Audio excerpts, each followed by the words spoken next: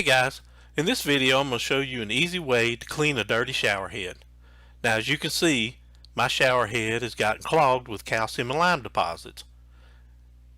When I turn it on, the spray isn't as forceful as it used to be, and you can also see that some of the streams from the nozzle are going in all different directions.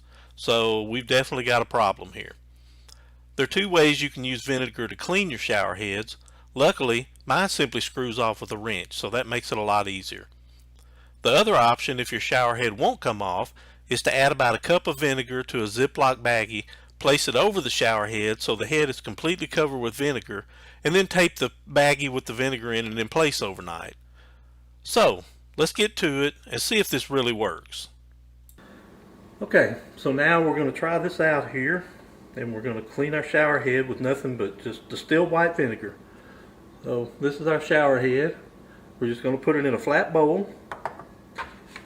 And then we're going to pour in enough vinegar to cover the bottom of it.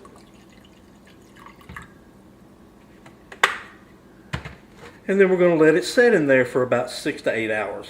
So we'll come back and we'll look at the shower head afterwards and see how this works.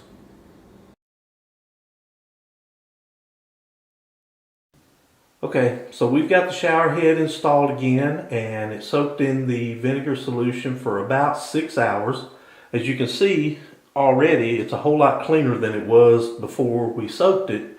So we're going to give it a try and make sure that it sprays a lot better and that it's actually clean. So let's give it a test.